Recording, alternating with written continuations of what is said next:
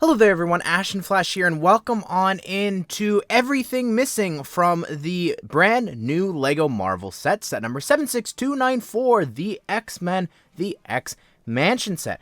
The set comes out on November the 1st, and we're doing a video just talking about some of the characters, references, and just things that I think would have just made this set that much better. I think it's a really great set for what it is, and we've been waiting a really long time to get it, but I think that the feeling that a lot of people are left with is just feeling like there's something missing, whether it's the minifigures, maybe it's the size of the building. We're going to go over all of that, and you can find time codes and chapters down below if you want to, as well as very soon we're going to have videos that are going to be mentioned all throughout this here, and if you want to, we have a playlist linked at the end of all the videos that we've done on the mansion so far. But let's go ahead. Let's get started with the build. I think that, like I had mentioned before, there's some problems with the build that people have, and I think the main thing being the size of it. And you could see, using my friend Jay Ong's picture here from his blog that he posted of all of the Marvel modulars side by side, which don't worry, we're gonna have a video doing very soon here with other modulars and different things and actually showing them connected, how it looks from the street and all that, like we usually do. Anyways, the mansion just feels very small next to everything else, both in height and in depth. And I personally love the back alleyway, so I really don't want to get that removed for other modulars. Like, I think that works really well, but just bringing it maybe 2 studs forward towards the lawn would have helped something. Like, the lawn is massive, there's so much green here, and I just think that maybe the steps could have gone a little bit more into the street or something like that. I don't know all the official rules of like what has to happen with modular streets and all that, because there are specific rules, but I'm not too sure. I think that it just needed to just be a little bit bigger, and especially height-wise, the actual mansion from the show, which the design for this building is based off of, it's actually 3 stories tall. So having a 3rd floor would have really helped this look taller and feel bigger, because after all, it is a mansion, it should be massive and large. I just think that seeing it next to these buildings, it feels rather small. Even using, again, a picture that he took, comparing it to the other modular that came out for 2024, the Natural History Museum, which a lot of other people are comparing it to because of sort of the design, I guess, the width of it, but even just the entranceway and the pillar and all that, and comparing prices as well. But there are definitely a lot of other rooms and things that I would have loved to see included in here as well. I think we definitely needed a separate room for Cerebro, instead of just being this thing that's sort of in the corner sharing space with this lab. Having its own separate build, and I'm not talking about the gift with purchase, I think would have been really cool, especially having it designed off of the show. These are all things that I want to do in a separate video and actually try and attempt to build this year. Another thing that would be important to have, I think, is Charles's office. I really don't get how it's not here. Like, we've got the portrait in the main lobby, would be really cool to be hung up, and even having, like, again, more books and different things would be really great to see. But also a kitchen would be nice to see included as well. We have a lot of scenes from movies and shows that take place here, and I think that you could sneak in a bunch of different references for food. You could have Magnetos or an ice cream tub for the Blob. It would have been fun to have like a French bulldog with a pizza box near it and a pizza slice. Referencing X-Men Apocalypse would be really fun to see. It's funny, in the instructions they made a mistake. It actually says that there is a kitchen featured in the set, when there isn't. It's the lab up there. Now, moving on to the minifigures, we'll talk about the figures that needed upgrades and updates here. A green suit for Professor X was sorely needed. I think that the face works, but the suit is just really disappointing.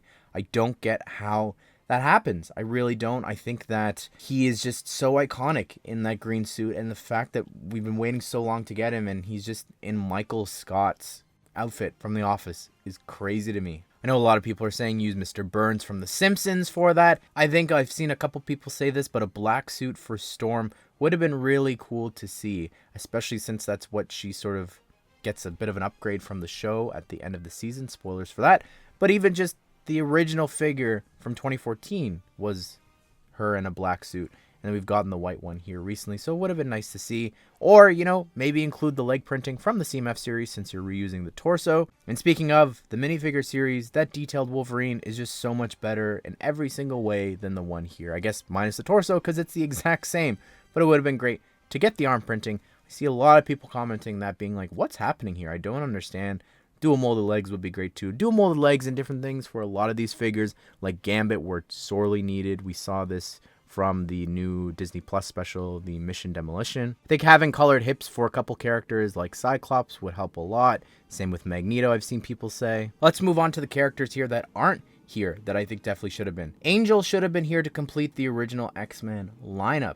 It's sort of similar to what they did for Avengers Tower last year, where they included the first appearance panel and then made sure that Wasp was in that set, even though she doesn't belong there. But then that also would have meant that Beast would have had to been included here in the set too, which would have made sense given that the lab build is here. You've got that side little hallway section too, with his coffee cup, with the microscope build. So I think that he should have been here.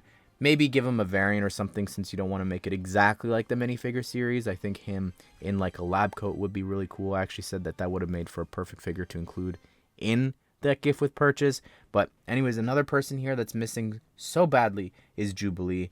I really don't get how she's not here. She's just such an integral part of X-Men show, like the original one, the 97. I really am baffled by that decision. And Morph plays a really big part of the new series as well, so it's a shame that Morph is not included. The Brotherhood of Mutants, we needed more villains in the set besides Magneto and the Sentinel. Mystique would have been so cool to see, and I guess that you could really pretend that any of the characters here in the set are Mystique or Morph. Sabretooth, sorely needed. Been waiting so long to get Sabretooth.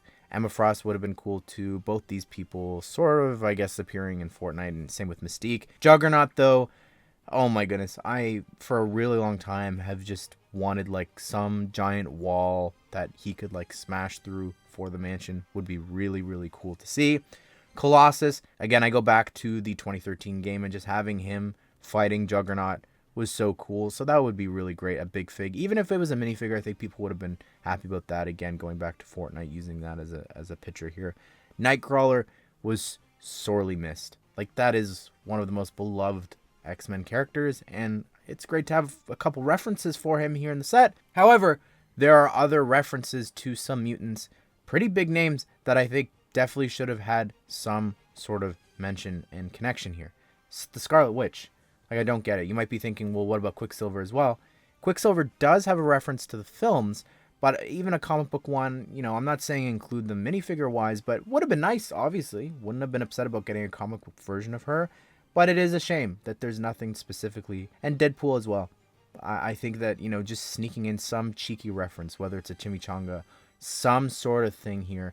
Throw that in a kitchen if that was included. You know, there just should have been something connecting it. Maybe there is, and we just have missed it. But I think that would have been really cool. Like some black and red tiles hidden somewhere, like leaving his mark. I don't know. Something would be really great to reference this beloved character. Why not? 18 plus set. Other than that, can't think of too many other things that I think should have been included here. But I'd love to hear your thoughts, your comments down below.